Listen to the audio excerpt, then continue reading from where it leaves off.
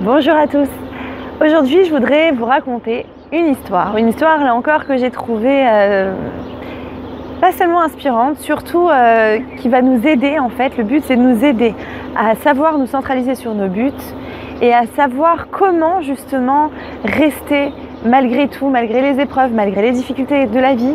On se demande souvent comment faire pour surmonter certaines épreuves ou surmonter certaines périodes de notre vie, ou comment arriver en fait à avoir un mental fort. On nous parle souvent du mental fort et on nous dit faut être fort, faut être fort. Oui, mais on ne nous donne pas forcément les outils pour l'être. On ne sait pas comment penser, comment réfléchir. Parce qu'en fait, c'est en sachant comment penser, comment réfléchir, comment se comporter, qu'on va avoir finalement la solution pour pouvoir nous aussi avoir un mental fort, pour travailler ce mental fort. Parce que oui, le mental se travaille, c'est vraiment un entraînement. Alors, je voudrais vous donner aujourd'hui un outil que j'ai appris d'une histoire et j'ai trouvé que c'était très révélateur et ça pouvait vraiment nous aider à chacun d'entre nous dans notre quotidien, dans notre vie. C'est l'histoire en fait d'un aviateur pendant la guerre du Vietnam, un aviateur américain, et son avion a été abattu et il a été récupéré donc par les Vietnamiens et il a été enfermé dans une des prisons du Vietnam les plus cruelles, connue vraiment pour être une des plus cruelles. Et en fait, en général, quand des ennemis en fait, du Vietnam tombaient dans cette prison, eh bien, ils ne faisaient pas long feu. C'est-à-dire que soit ils finissaient par en mourir, soit ils arrivaient finalement à sortir vivants de cet endroit, mais ils étaient détruits moralement, psychologiquement, physiquement, voilà, sur tous les niveaux. C'était plus vraiment eux. Et en fait, le seul qui est resté non seulement vivant, mais qui est après en plus à continuer sa vie même en sortant de cette prison-là, c'est justement cet homme-là qui s'appelait James Stockdale.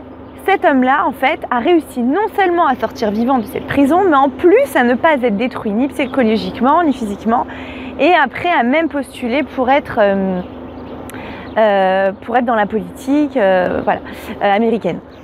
Alors, c'était en 65. Alors, comment était en fait sa façon de penser? Comment il a réussi là où tout le monde a échoué finalement, et il y avait de quoi échouer, hein, c'était pas du tout quelque chose de léger. Donc comment lui a réussi quand d'autres n'ont pas survécu?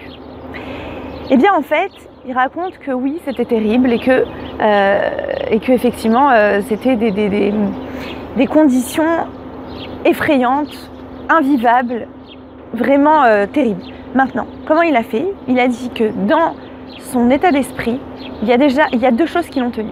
La première, il avait la conviction, mais certaine, sans une once de doute, qu'il sortirait de cet endroit. Il ne savait pas comment, quand, à quel moment, rien. Mais il était convaincu, vraiment une conviction très forte en lui, qu'il sortirait vivant de cet endroit. Première chose. Et deuxième chose, il n'avait pas d'attente. Pas d'attente, c'est-à-dire que, en fait, ce que faisaient les Vietnamiens, c'est que très souvent, ils faisaient courir des rumeurs. Et ils faisaient croire que bientôt, qu'ils allaient être libérés, que les Américains allaient arriver. Ou...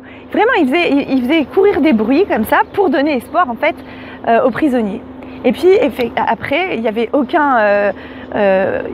aucune sortie, il n'y avait aucune libération et il n'y avait rien qui se passait.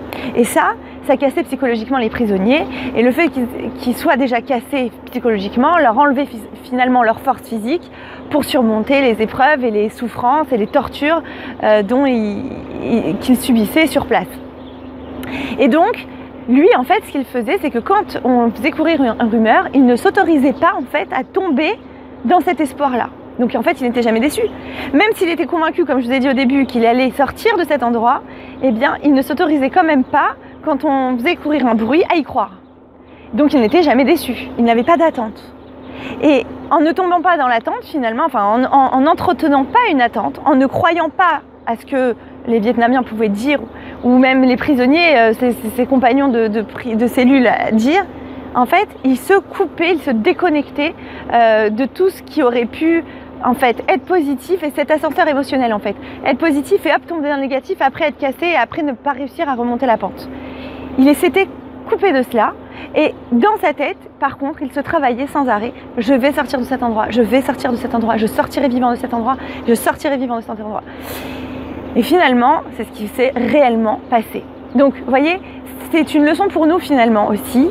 C'est-à-dire que même nous, dans notre vie, à notre niveau, sans forcément, bien sûr, vivre autant de torture, eh bien, on doit rester dans un état d'esprit, en fait, où on a une conviction, on doit y croire, quoi que ce soit dans notre vie, où on veut finalement voir une situation évoluer, changer, aller dans un meilleur sens, savoir y croire.